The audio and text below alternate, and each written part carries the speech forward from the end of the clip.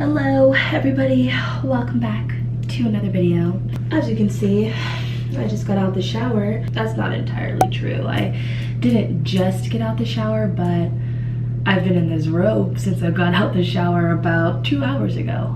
But I did wash my hair and I feel like it's looking a little bit better than it was. I've been using the Function of Beauty curly hair shampoo, and I gotta say, I think my curls are really like getting more defined that I'm using the shampoo. So I thought that was pretty nice. So I know I haven't been on for a while, but I have to be honest with you, that is literally the realities of my situation right now.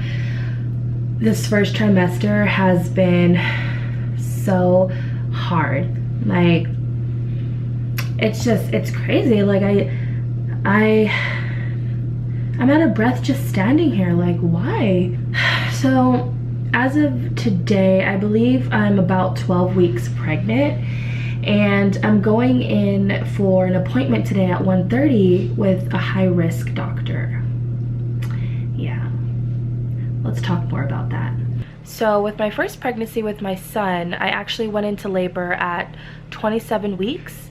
So my eldest son, Nathan, was a preemie baby. He was born at 2 pounds, 14 ounces, 7 months. And they couldn't figure out why I went into preterm labor, and they couldn't stop it when I got to the hospital. We just had to push baby out.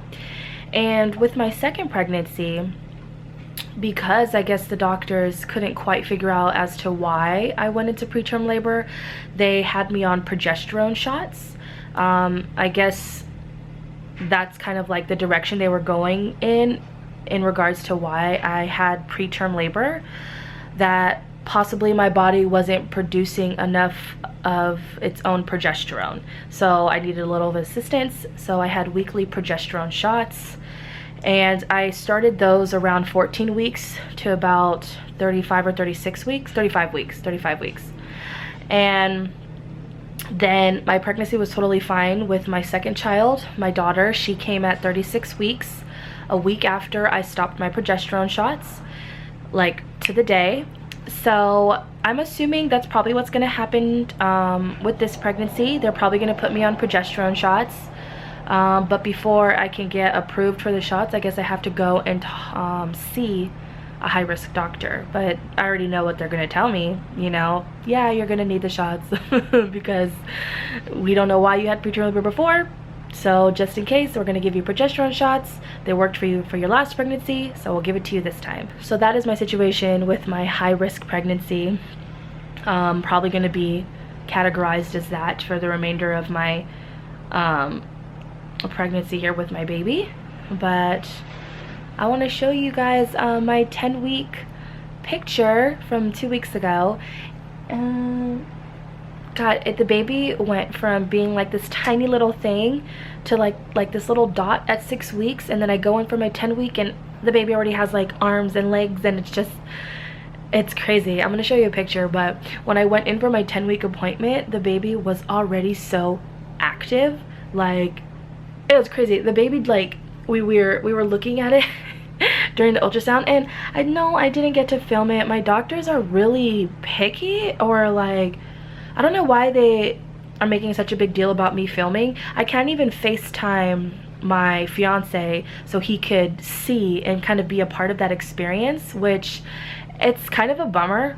Like, this whole pandemic situation, it's like it sucks, especially for like new parents, you know. Like, this is already like such a scary time, whether you're on your first pregnancy or your 7th. Like, it'd be nice to have your partner there with you, experiencing all of this, looking at the baby during the ultrasound, hearing the heartbeat and everything like that. But we're not in that situation, and I don't understand what the big deal is about me being able to FaceTime. Like, I asked the doctor, I'm like, well, can I FaceTime him? You know, like, what, I don't know what the difference would be, like, if we were kind of, you know, backwards 5 years ago, they'd be able to come in, right? So what's the difference if I FaceTime?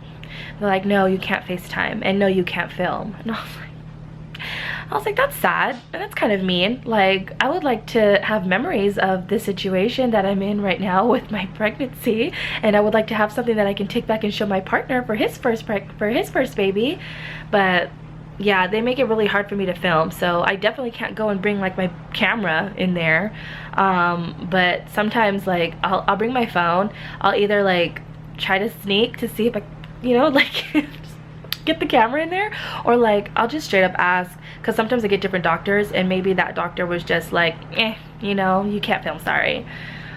Which I didn't like that. Like, be nice. This is a exciting, scary, all the emotions experience, you know, for a pregnant lady. Like, let her record her baby. It's her baby. The baby got so big already. The baby was like bouncing everywhere and the baby was waving. It was the cutest thing. So definitely 2 weeks later, I'm sure I'll get another ultrasound picture today, and I'm sure the baby is like much bigger even now than this. But I was just blown away at how a few weeks they can go from just this tiny little peanut to just being like a whole child. It's crazy. Yeah, I'm tongue-tied, twisted around your finger like a piece of string. I'm winded, chasing after your ghost is real exhausting. I'm in love, but I don't think it's what I thought it was supposed to be. Love story, no guts and no glory. How did I get so dizzy thinking of you? I don't usually get like this. It's something about you I miss. Could it be we never had that kiss? Well, I don't usually get like this. Get like this. Get like this. Get like this. Get like this.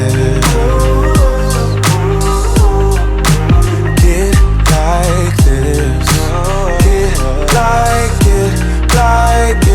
like this. Reminded of how I met you, tried to catch you falling. Instead I fell off myself and I just can't stop falling. These wings I'm currently on hold with another doctor because I'm changing. I'm currently in the parking lot of this doctor that I went to for the high risk, the worst office. Like, I want to cry. Like, it was just such a terrible experience. The people were rude. The lady who took my ultrasound was extremely rough on my stomach. It hurt. Like, I had to hold my breath because it was so painful, you know? And she kept like pushing hard, and like, I honestly felt like she was hurting my baby. Like, that's how uncomfortable I felt. And I just wanted it to be over. And I hope that that didn't, you know, affect my kid. Like, the way she was handling the ultrasound, like, I'm sorry, the brightness is just like crazy.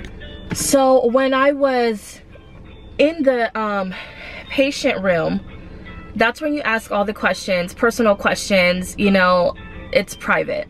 And so she puts me out in the waiting room, and then she comes and asks me all these very intimate and personal questions, and there's other patients sitting in the room and they're with me, and she's asking me all these very personal questions about my pregnancies, and it just made me very uncomfortable. And I'm like, how unprofessional of you to ask me these questions in front of other patients and not give me the privacy that I deserve.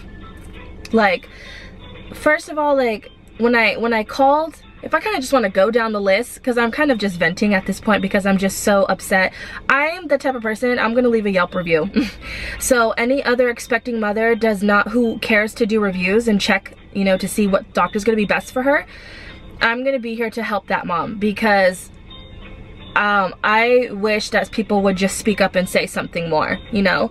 So First off, the receptionist, when you call them, they seem miserable. Like, they don't sound like chipper or happy at all, which it could be an off day for you, that's fine, whatever. But everyone, and then I go into that office and just all the receptionists, all of the nurses, they're all just sad and just miserable. And I'm like, okay, well, I'm not gonna let this make a downer of my experience. Like, let's just be nice and, you know, kind of finish through this appointment. And then she takes me in, they call me in, they take me into the room. She does the ultrasound. I already told you how uncomfortable and miserable I was with that. And then they put me in a waiting room. I already told you she was coming in asking me all my personal, intimate questions about my pregnancies in front of other patients. Made me extremely uncomfortable. And then I go in to see the doctor to go over my ultrasound and everything like that. And they pretty much didn't say anything. They just did a regular ultrasound. And he went over like, okay, so your first pregnancy was preterm. I was like, yeah, you guys asked me that 3 times. And then also, I wrote it down in the paperwork. Yes, I'm preterm. The whole freaking clinic knows that Dominique had a preterm labor at 27 weeks, okay? Great. And so he's like, well, we can put you on the progesterone shots and that may help. Thanks. I know. Like, this isn't my first rodeo. I'm not a rookie. I know. Thanks. At this point, I was just over it. And I was ready to just get the hell out of there. Like, I wanted to leave. And so I was in there with that doctor for probably like not even 2 minutes, you know? And then he just kind of signs me off. He's like, okay, well, we'll see you back in 4 weeks. I was like, okay, no you won't. And so I go in and I wait, and they're like, make an appointment. So I wait for the receptionist girl to make me an appointment. She's rude. She's on the phone, writes the card, hands me the card, doesn't acknowledge me, doesn't anything, and just leaves. I'm just like, okay. That was the last straw for me, and I was just over it. And also they're super packed and busy. It's just too many people, and it's just, the experience was just very distasteful, and I will not be going again. So this is a high-risk doctor. He's not my OB. I'm like contemplating, because I don't really quite care so much for my OBs either. They're not terrible, and their office, their receptionist is much nicer.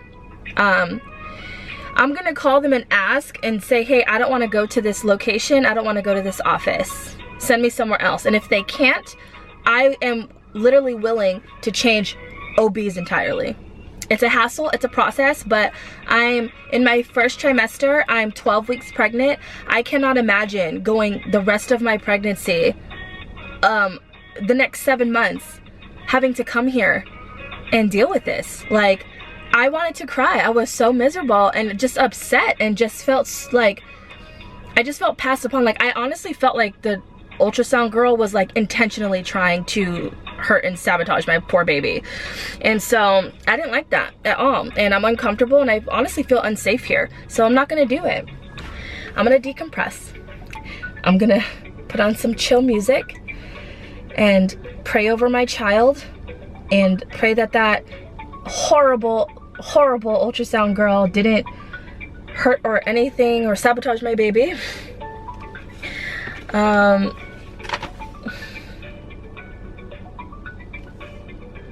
Like, I get paranoid. Like,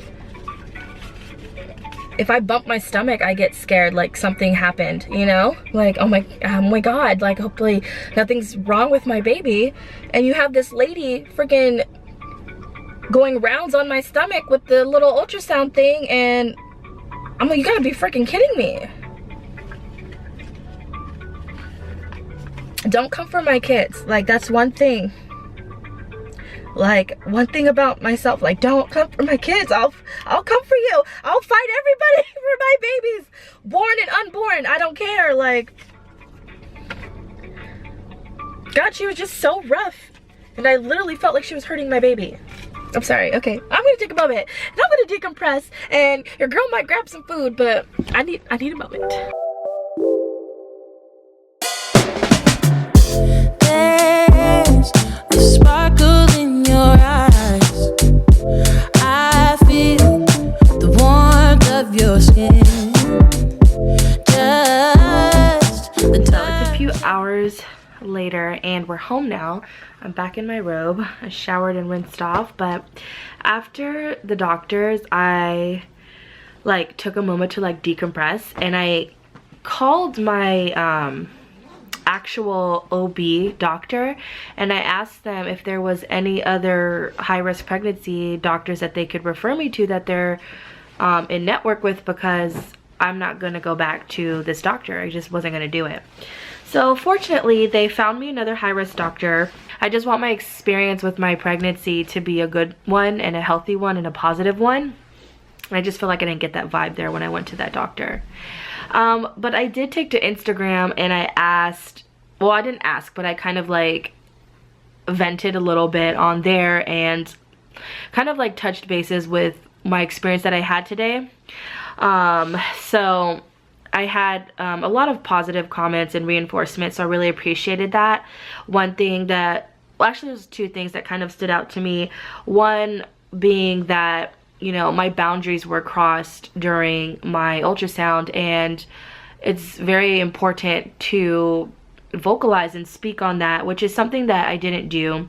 And I'm more disappointed, I feel like, in myself that I didn't speak up and say something. You know, I kind of was just like beating around the bush at the fact that I was uncomfortable with the amount of pressure she was applying to my stomach, and instead of being vocal and being like, you're making me very uncomfortable and I'm feeling very unsafe with this situation, and I should have said something. And had I said something, maybe the situation would have gone differently. Maybe she would have eased back a little bit, or maybe she would have explained to me a little bit more of the reasons as to why she was pressing so hard, and that my baby was entirely safe in my uterus, and you know, I'm only 12 weeks and X, Y, and Z. Because that leads me to another key point that a viewer mentioned to me after I posted on my stories the situation.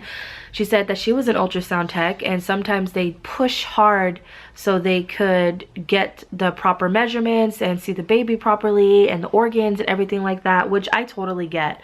But I feel like if my tech would have communicated that with me, then I would have felt more reassured, and I would have felt like I had more information, and I would have understood better of what was going on, because all I felt was panic, fear, and uncomfortable, you know? So I feel like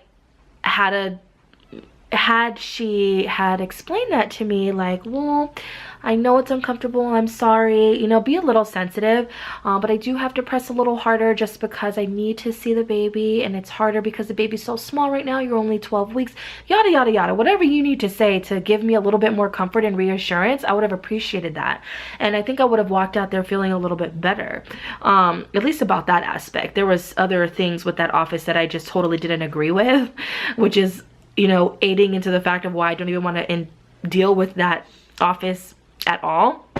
But anyways, so I got a lot of reassurance. So thank you to the tech who reached out to me, and thank you to all the other viewers who reached out to me, especially the ones that were like more like in like that field. I had doulas reaching out to me, I had the I had some doctors reaching out to me, I had technicians reaching out to me. They were all telling me the same thing, that, you know, your baby is safe in the uterus. You know, the baby is really small right now and it has a lot of space and it's really protected. So I felt like more comforted about that.